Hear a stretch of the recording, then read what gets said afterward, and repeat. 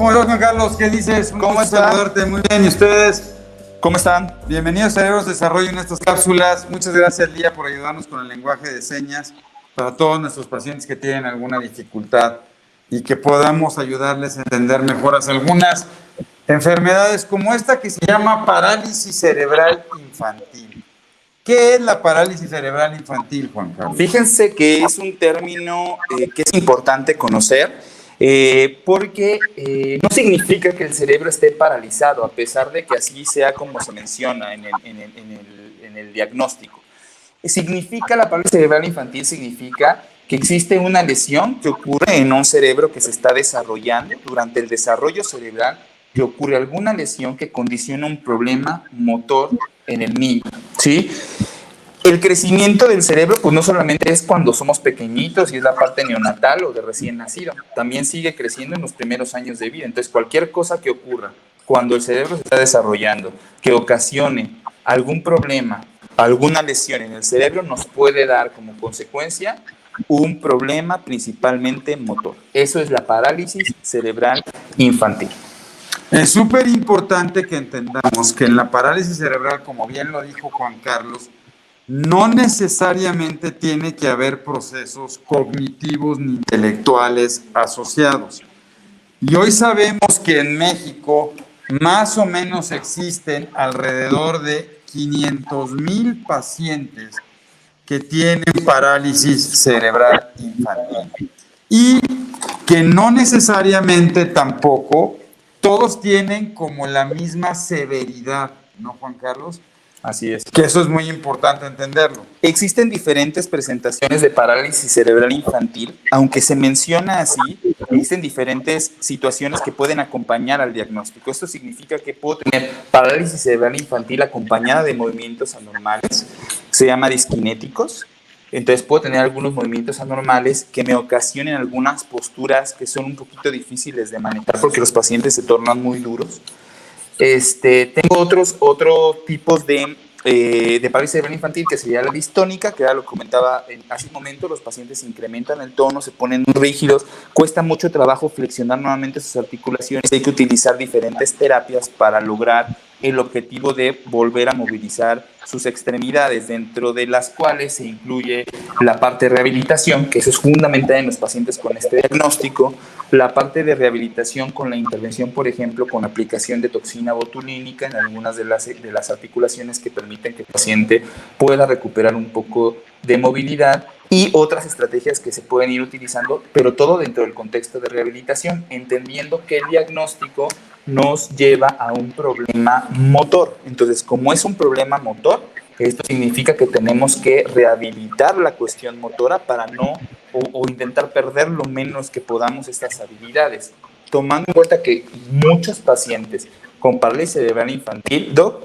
tienen una capacidad cognitiva normal, una inteligencia normal y preservada y sin problemas. Ahora, es muy importante entender el diagnóstico o el origen, porque yo puedo tener la misma manifestación de la dificultad motora con la parálisis cerebral, pero tener una causa diferente, que la causa puede ir desde las neuronas que están en la corteza o en las vías que llevan la información a los músculos para movernos. Y cada una tendrá aunque la manifestación pueda ser la misma, definitivamente el tratamiento puede ser muy diferente. Claro. Además del tratamiento que tenemos adecuado o que tendríamos que tener de forma adecuada con la rehabilitación, hay que conocer bien a los niños con parálisis cerebral infantil en el contexto de qué es lo que está ocurriendo a su alrededor. Es decir, puedo tener el diagnóstico de parálisis cerebral infantil, pero si existe una lesión en el cerebro, también es altamente probable que esta lesión me pueda condicionar otro tipo de síntomas. Por ejemplo, epilepsia, como lo vimos en una cápsula previa. Por ejemplo, problemas de motilidad intestinal, que me puede causar estreñimiento, por ejemplo, problemas de sueño, problemas de conducta, o bien sí acompañarse en algunos de los casos de algunos problemas intelectuales o cognitivos en este caso. Entonces, es importante entender que aunque se llama parálisis cerebral infantil en muchos de los niños donde ocurren estas lesiones, Es importante comprender, además de ello, de qué otras cosas pudieran acompañarse, de su estado nutricional, de cómo está durmiendo, de si presenta infecciones frecuentemente, etcétera, etcétera, con el fin de ir cuidando lo más que podamos la evolución de estos chiquitos. Aquí el doctor nos va a explicar un poquito las vías que se encuentran afectadas en la parálisis cerebral infantil. Entonces, en general, puedo tener un problema en la neurona, que es la que está disparando la acción para moverme, que esta puede ser muchas veces originada por un problema de oxigenación o de hipoxia al nacimiento, que donde más genera lesiones o aquí en la corteza cerebral, y se llama atrofia, y la atrofia es como cuando me ponen un yeso en la mano y luego me lo quitan y se ve más delgado. Pero también puede pasar que alrededor de unas cavidades que están en mi cabeza donde se produce el líquido que me toman de la espalda, pueda haber una lesión en la carretera. A eso se le conoce como leucomalacia periventricular. Y aunque la lesión puede ser la misma, definitivamente las manifestaciones y la respuesta a los tratamientos son diferentes. Y por eso es tan importante. Claro, y resumiendo un poco otra vez en cuanto al concepto, recuerden entonces que la parálisis cerebral infantil no significa que el cerebro esté paralizado de forma total.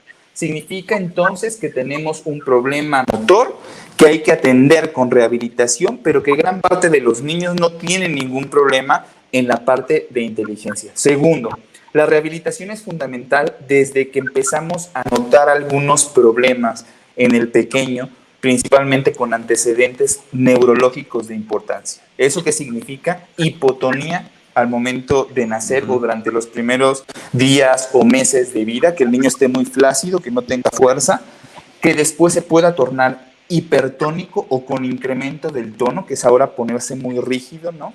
Y que es como podría mantenerse a lo largo de la vida, que son los chaparritos que notamos que a veces requieren de silla de ruedas o de algunos dispositivos para poder desplazarse y que de alguna manera tienen un problema motor, pero que repetimos pueden tener la parte cognitiva o de inteligencia sin ninguna otra situación. Tercer punto, entender si solamente se trata de este problema motor o bien la parálisis cerebral infantil, como pasa en la mayoría de los casos, se está acompañando de otras manifestaciones a diferentes niveles de mi organismo, gastrointestinal, cardíaco, respiratorio, óseo con la columna, ¿no? Que también de repente se puede poner la columna un poquito choco por estos fenómenos de distonías y los movimientos anormales, etc. Los pacientes con parálisis cerebral infantil entonces llevan un manejo que se llama multidisciplinario. Eso significa que diferentes especialidades médicas tendrán que unirse para poderle brindar el mejor manejo integral a este pequeño con este diagnóstico. Entonces, el manejo multidisciplinario es fundamental para poder llevar un buen seguimiento e ir cuidando la evolución de estos niños. Definitivamente tienen que platicarlo con su médico porque en ese tratamiento multidisciplinario hay desde medicamentos tomados, tratamientos que pueden ser inyectados o cirugías, que eso lo estaremos tratando en otra cápsula, hablando con señas.